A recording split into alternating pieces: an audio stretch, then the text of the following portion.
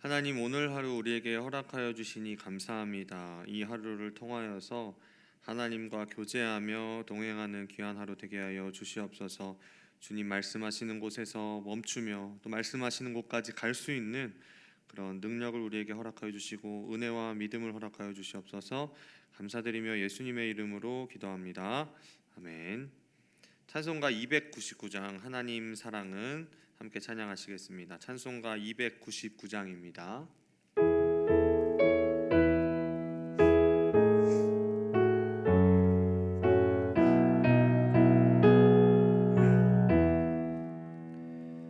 하나님 사랑은 온전한 참 사랑 내 맘에 부어 주시사 충만케 하소서. 내 주님 참 사랑 햇빛과 같으니 그 사랑 내게 비추사 뜨겁게 하소서. 그 사랑 앞에는 풍파도 그치며 어두운 밤도 하나니 그 힘이 크도다. 하나님 사랑은 온전한 참 사랑 내 맘과 영에 채우사 새 힘을 주소서. 아멘. 아멘. 하나님의 말씀 함께 보시겠습니다. 에스겔 29장 1절에서 21절 말씀입니다.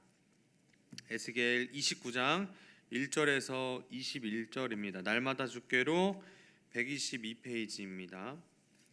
날마다 주께로 122페이지 에스겔 29장 1절에서 21절 말씀인데요. 9절까지만 읽도록 하겠습니다. 1절에서 9절까지만 읽도록 하겠습니다. 열째 달 12째 날에 여호와의 말씀이 내게 임하여 이르시되 인자야 너는 애굽의 바로 왕과 온 애굽으로 얼굴을 향하고 예언하라. 너는 말하여 이르기를 주 여호와께서 이같이 말씀하시되 애굽의 바로 왕이여 내가 너를 대적하노라. 너는 자기의 강들 가운데 누운 큰 악어라. 스스로 이르기를 나의 이 강은 내 것이라 내가 나를 위하여 만들었다 하는도다. 내가 갈고리로 내 아가미를 꿰고 너의 강의 고기가 내 비늘에 붙게 하고 내 비늘에 붙은 강의 모든 고기와 함께 너를 너의 강들 가운데서 끌어내고 너와 너의 강의 모든 고기를 들에 던지리니 네가 지면에 떨어지고 다시는 거두거나 모으지 못할 것은 내가 너를 들짐승과 공중의 새의 먹이로 주었음이라. 애굽의 모든 주민이 내가 여호와인 줄을 알리라. 애굽은 본래 이스라엘 족속에게 갈대의 지팡이라. 그들이 너를 손으로 잡은즉 네가 부러져서 그들의 모든 어깨를 찢었고 그들이 너를 의지한즉 네가 부러져서 그들의 모든 허리가 흔들리게 하였느니라. 그러므로 주 여호와께서 이같이 말씀하셨느니라. 내가 칼이 내게 임하게 하여 내게서 사람과 짐승을 끄는즉 애굽 땅이 사막과 황무지가 되리니 내가 여호와인 줄을 그들이 알리라. 내가 스스로 이르기를 이 강은 내 것이라 내가 만들었다 하도다. 아멘. 오늘 말씀은 에스겔 29장 말씀입니다. 에스겔의 말씀에서 우리는 무수한 나라들의 심판을 봤는데요. 자신의 백성인 이스라엘을 심판하시겠다고 하신 하나님의 말씀이 이제는 이스라엘을 넘어서 암몬, 모압, 에돔, 또 블레셋, 두로, 시돈, 그리고 오늘 마지막으로 우리가 읽은 이 본문 말씀에 등장하는 애굽입니다. 하나님은 열국의 심판을 이야기하면서 마지막으로 애굽의 심판을 오늘 말씀하고 계시는데요. 3절 말씀 다시 한번 읽겠습니다. 너는 말하여 이르기를 주 여호와께서 이같이 말씀하시되 애굽의 바로 왕이여 내가 너를 대적하노라. 너는 자기의 강들 가운데 누운 큰 악어라. 스스로 이르기를 나의 이 강은 내 것이라 내가 나를 위하여 만들었다 하는도다. 아멘. 애굽이 하나님 앞에서 멸망한 것은 분명합니다. 그 이유는 분명한데요, 교만입니다. 3절 마지막 부분에 보면 스스로 이르기를 나의 이 강은 내 것이라 내가 나를 위하여 만들었다 하는도다. 애굽에 있는 강은 나일 강인데요, 그들에게 수많은 것을 제공했습니다. 강을 통해서 문명이 발달했고 풍요도 누렸습니다. 그 어느 나라도 비교할 수 없을 만큼 큰 성장을 이루어냈고 그들의 문명이 대단하기 때문에 우리도 4대 문명 중에 가장 처음의 문명으로 애굽의 문명을 꼽고 있죠. 하지만 애굽의 왕인 바로는 큰 성공과 부를 가져다 준 이 나일강이 자신의 작품이라고 말합니다. 사실 애굽인들을 그곳에 두신 분은 하나님이십니다. 하나님이심에도 불구하고 자신들이 이룬 업적에 취해서 그들은 하나님을 잊고 교만해진 것입니다. 그래서 하나님은 그들의 악함을 보시고 심판하십니다. 하나님은 내가 너를 대적하노라 라고 말씀하시는데요, 이보다 무서운 말은 없을 겁니다. 내가 너를 대적할 것이다. 대적하노라. 하나님께서 애굽을 대적하시는데 그 능력의 손을 들어 칼을 애굽에 임하게 하시고 그 풍요하고 기름진 땅을 황폐한 사막과 황무지가 되게 하신다고 말씀하십니다. 아마 유대인들의 역사 속에서 오랜 시간 등장한 나라를 뽑으라면 애굽일 것입니다. 구약 성경의 시작인 창세기부터 등장하는데요, 오늘날에도 존재하죠. 피라미드가 있고 스핑크스가 있고 또 미이라로 유명한 이집트입니다. 그 옛날에 아브라함도 기근을 피해서 기근이 없는 애굽 땅으로 내려갔고 요셉도 애굽의 총리로 지냈으며 이스라엘의 역대 왕들도 애굽과 크고 작은 일들을 겪으면서 지나왔습니다. 그리고는 알렉산더 대왕에 의해서 완전히 멸망되기까지 무려 3,000년이 넘는 시간 동안 그 왕조가 유지되어 왔습니다. 우리가 지구의 나이를 대략 6,000년으로 우리가 생각을 해볼 때 정말 긴 시간, 절반인도 넘는 그 시간 동안 애굽이라는 나라는 존재해 왔고 사실 지금도 존재하고 있죠. 어느 누구도 그들의 몰락을 아마 예상할 수 없었을지도 모릅니다. 그러다 보니 이스라엘 백성들은 애굽을 동경했고 그들을 부러워했습니다. 자신보다 강한 나라라고 여기면서 능력이 많은 나라라고 생각하면서 그들의 도움을 어떻게 하면 얻을 수 있을까? 어떻게 하면 그들에게 편승해서 우리도 이익을 볼 수 있을까 한 것입니다. 그렇게 무너지지 않을 것 같던 애굽은 결국 하나님의 말씀대로 바벨론에게 의해서 처참하게 질법히게 됩니다. 오늘 우리가 읽은 이 애굽의 심판의 말씀에는 정말 중요한 의미가 있습니다. 예수님은 그리스도인들의 삶을 좁은 문을 통과해서 좁은 길을 걸어가는 것이라고 말씀하셨습니다. 여기저기에 유혹이 도사리고 있고 잠깐 한눈 판 순간 우리는 죄의 길에 들어설 수도 있습니다. 이스라엘 백성에게 애굽이 매우 아름다워 보였듯이 그리스도인들에게 세상은 매우 아름다워 보이고 유혹이 너무나 달콤해 보입니다. 실제로 달콤하죠. 유한하다는 것을 알면서도 잠깐 지나가는 바람과 같은 것임을 알면서도 그 잠깐의 즐거움이라는 것을 알면서 세상의 것들을 보면서 부러움과 시기와 질투를 넘어서 나는 왜 이런 것들이 없을까? 나는 왜 이런 것들을 누리지 못할까? 내 인생에 왜 이런 큰 부유함은 없을까? 왜 내 삶은 이렇게 풀리지 않을까? 이에 대한 비관과 자책과 원망만 가지고 있는 우리의 모습이 있지는 않나요? 예수님을 처음 믿은 순간을 우리가 생각을 해보면요, 우리는 세상이 아니라 주님만 바라보겠다고 약속했습니다. 다짐했습니다. 그런데 시간이 지나면서 예수가 아니라 세상을 보다 보면 나도 성공해야 될 것 같고 나도 저만큼 살아야 할 것 같고 나도 부를 쌓아야 할 것 같고 무엇인가 해서 내 이름을 알려야 할 것 같은 그런 두려움이 우리 안에 들어옵니다. 나의 즐거움, 나의 행복, 나만을 위한 생각이 들면서 우리는 세상을 탐하고 세상을 생각하게 되는 것이죠. 그런 우리에게 하나님은 애굽을 흠모하는 이스라엘을 통해서 우리에게 세상을 닮아가지 말고 세상의 것을 탐하지 말고 하나님을 바라보라고 말씀하시는 겁니다. 여러분, 이스라엘 백성이 누군가요? 이스라엘 백성은 하나님이 택하신 자녀들입니다. 그들은 하나님의 은혜를 받은 사람들이고 하나님의 은혜가 없으면 살 수 없다는 사실을 몸소 체험한 사람들입니다. 그 누구보다 하나님의 은혜를 잘 아는 사람들이죠. 우리도 마찬가지 아닌가요? 우리는 그리스도인입니다. 나는 죽고 예수가 사는 그리스도인입니다. 십자가에서 죽으신 그리스도와 함께 죽었고 부활하신 그리스도와 함께 살아난 그리스도인입니다. 갈라디아서 2장 20절 말씀입니다. 내가 그리스도와 함께 십자가에 못 박혔나니 그런즉 이제는 내가 사는 것이 아니요 오직 내 안에 그리스도께서 사시는 것이라. 이제 내가 육체 가운데 사는 것은 나를 사랑하사 나를 위하여 자기 자신을 버리신 하나님의 아들을 믿는 믿음 안에서 사는 것이라. 아멘. 십자가의 은혜를 잘 아는 우리가 주님과 세상을 저울질하고 내 이익을 위해, 내 행복을 위해, 내 인생을 위해 살고 있다면 잠깐은 즐거울 수 있지만, 잠깐은 행복할 수 있지만 하나님은 애굽이, 오늘 에스겔 말씀에 등장하는 그 애굽이 우리의 결과라고 말씀하시는 겁니다. 사막과 같이, 황무지 같이. 심판날에 아마 주어지는 것이 이것일 겁니다. 주님은 우리가 세상에서 눈을 돌려 주님께 고정하기를 바라십니다. 주님만을 바라보기를 원하십니다. 저 애굽은 멸망할 것이니까 그들의 형통함과 잘됨과 부요함을 시기하고 질투하고 탐내지 말고 영원히 목마르지 않는 분, 영원한 생명을 주시는 주님을 바라보라고 말씀하시는 겁니다. 누구든지 목마르거든 내게로 와서 마시라. 누구든지 목마르거든 내게로 와서 마셔라.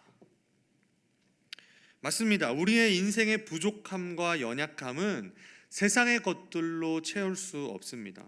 주님은 우리의 부족함과 연약함을 통해서 일하십니다. 그 연약함과 부족함이 오히려 우리를 예수 그리스도께로 인도하는 도구입니다. 연약하기 때문에 힘주시는 주님을 찾을 수밖에 없고요, 부족하기 때문에 모든 일에 완전하신 우리 주님을 찾을 수밖에 없습니다. 그리고 그때, 주님을 찾는 그때 우리에게 힘주시고 능력 주십니다. 빌립보서 4장 11절의 말씀입니다. 내가 궁핍함으로 말하는 것이 아니니라. 어떠한 형편에든지 나는 자족하기를 배웠노니 나는 비천에 처할 줄도 알고 풍부에 처할 줄도 알아. 모든 일 곧 배부름과 배고픔과 풍부와 궁핍에도 처할 줄 아는 일체의 비결을 배웠노라. 내게 능력 주시는 자 안에서 내가 모든 것을 할 수 있느니라. 그러나 너희가 내 괴로움에 함께 참여하였으니 잘하였도다. 아멘. 3000년이라는 이 시간이요, 연수가 70이고 강건하면 80이라는 인생에 비하면 정말 아득히 길고 정말 부러워할 만한, 영원함을 느낄 수 있을 만큼 긴 시간이지만 하루가 1000년 같고 1000년이 하루 같은 영원부터 영원까지 계신 우리 하나님 앞에는 비할 수 없는 것입니다. 이 세상의 어떤 것도 우리 하나님 앞에 설 수 없다는 것이 진리라고 믿는다면 죽음을 이기신 주님 앞에 자신 있게 설 수 있는 것은 아무것도 없습니다. 그것이 비록 우리가 이 땅에서 성공하고 성취한 것일지라도 우리 주님 앞에는 설 수 없습니다. 하지만 우리 주님은 주님을 믿는 우리를 당신의 앞에 세워주십니다. 말씀을 마무리하기를 원합니다. 16년 후에 이 애굽에 대한 심판의 말씀은 그대로 실현됩니다. 하나님께서는 자신의 종이라고 부르시는 바벨론의 느부갓네살 왕을 들어서 주변국을 다 멸망시키고 애굽까지 자신의 속국으로 만듭니다. 그리고 이스라엘도 BC 586년에 멸망하게 되죠. 하지만 하나님께서는 이스라엘 백성을 버리지는 않으셨습니다. 21절입니다. 그날에 나는 이스라엘 족속에게 한 뿔이 돋아나게 하고 나는 또 내가 그들 가운데서 입을 열게 하리니 내가 여호와인 줄을 그들이 알리라. 아멘. 이스라엘을 다시 회복시키겠다는 하나님이 약속을 주십니다. 하나님을 믿지 않는 교만한 애굽을 멸하신 하나님께서는 애굽을 바라보지 말고 하나님을 바라볼 때 회복을 주신다는 것입니다. 오늘 하루를 시작하는 우리에게 하나님께서 원하시는 것은 이것이라고 생각합니다. 우리의 눈을 세상에서 돌려 주님을 바라보고 주님께만 고정하는 겁니다. 하나님의 뜻은 이미 우리에게 주어졌습니다. 이 말씀을 통해서 우리는 하나님의 뜻이 무엇인지 너무나도 잘 알고 있습니다. 그렇다면 우리는 오늘 하루 이 말씀대로 기쁨과 즐거움으로 순종하며 살아가면 될 것입니다. 거기에 교만이 아니라 우리를 구원하신 예수 그리스도의 은혜를 의지하며 오늘 하루를 통해서 하나님을 더욱더 알아갈 수 있는 우리 성도님들이 되시기를 간절히 원합니다. 우리 함께 말씀을 생각하면서 기도하시겠습니다. 하나님은 우리와 함께 하십니다. 이것은 그냥 위로의 말씀이 그저 위로의 말씀이 아닙니다. 영원부터 영원까지 나를 지으시고 나의 모든 것을 나보다 더 잘하시는 전능하신 하나님께서 내 삶을 지키시고 보호하고 인도하신다는 겁니다. 길을 만드신 분이 우리와 함께 하시는데 우리가 과감히 그분께 우리의 자리를 내어드리고 주님이 가시는 곳을 따라갈 수 있기를 원합니다. 주님이 인도자 되어주시고 믿음으로 부르신 그 길을 걸어갈 때 세상의 유혹 시험을 이겨내고 주님을 바라보며 걸어갈 수 있는 힘과 능력을 주실 줄로 믿으며 우리 주님을 바라며 함께 기도하시겠습니다. 사랑과 은혜가 많으신 하나님 감사합니다. 하나님 우리의 삶에 주님만이 주인 되시고 주님만이 우리의 인도자 되심을 고백하며 나가기를 원합니다. 하나님 우리와 함께 하신다고 하신 그 주님께서 우리를 만드시고 우리를 지으셨고 우리의 나보다 나를 더 잘하시는 전능하신 하나님께서 내 삶을 보호하고 지키고 인도하신다는 그 사실을 믿으며 나가게 하여 주시옵소서. 하나님 이것을 만드신 우리를 만드시고 우리의 길을 만드신 주님께서 우리의 길을 인도하신다는데 어찌 우리가 주님께 우리의 모든 것을 내어드리지 않을 수 있겠습니까? 주님 우리의 삶을 우리의 인생을 겸손하게 만드셔서 주님을 바라보게 하시고 우리의 시선을 고정해서 주님을 바라보게 하여 주시옵소서. 하나님 세상의 유혹 시험이 다가올 때 하나님 우리의 주인 되신 주님께 모든 걸 맡겨드리며 주님과 동행하는 우리의 삶이 되게 하여 주시옵소서. 하나님 주를 찬양하며 나아가는 우리의 삶 가운데 주님의 은혜와 사랑이 넘쳐나기를 원합니다. 하나님 주님을 더욱더 알아가는 우리가 되게 하여 주시옵소서. 내가 여호와인 줄을 그들이 알리라 라고 말씀하신 주님께서 우리 삶 가운데 주님의 은혜와 주님의 능력이 나타나게 하실 줄로 믿습니다. 주님만을 바라보게 하여 주시옵소서.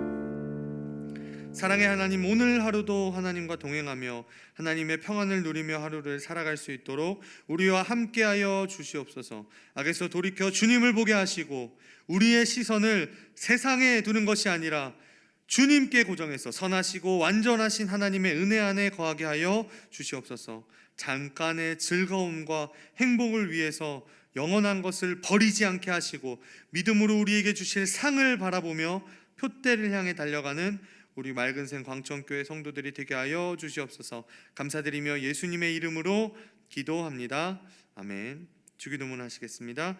하늘에 계신 우리 아버지여 이름이 거룩히 여김을 받으시오며 나라가 임하시오며 뜻이 하늘에서 이루어진 것 같이 땅에서도 이루어지이다. 오늘날 우리에게 일용할 양식을 주시옵고 우리가 우리에게 죄 지은 자를 사하여 준 것 같이 우리 죄를 사하여 주시옵고 우리를 시험에 들게 하지 마시옵고 다만 악에서 구하시옵소서. 대개 나라와 권세와 영광이 아버지께 영원히 있사옵나이다. 아멘. 계속해서 기도하실 때 우리 교회 양육과 훈련을 위해서 기도해 주시기를 바랍니다. 코로나 시대임에도 불구하고 우리 양육과 훈련이 온라인으로 진행이 되고 있는데요, 주님을 닮아가야 하는 시간일 줄로 믿습니다. 이 코로나의 환경과 상황이 우리의 예수 닮아감의 성장을 막을 수는 없습니다. 교회가 제자 삼으라고 하신 주님의 말씀을 잘 따르고 순종할 수 있기를 바라며 또 우리 모두가 예수님 닮아가기를 바라고 성장하고 성숙할 수 있기를 소망하기를 바라는 마음을 가지고 기도하시고요. 또 오늘 수요 예배 가운데 소그룹을 통해서 성장할 수 있는 방향들을 우리가 또 말씀 가운데 나눌 텐데 이 말씀 가운데 또 우리가 성장할 수 있도록 기도해 주시고 개인과 가정의 기도 제목을 위해서 각자 기도하고 돌아가시겠습니다. 사랑과 내가 많은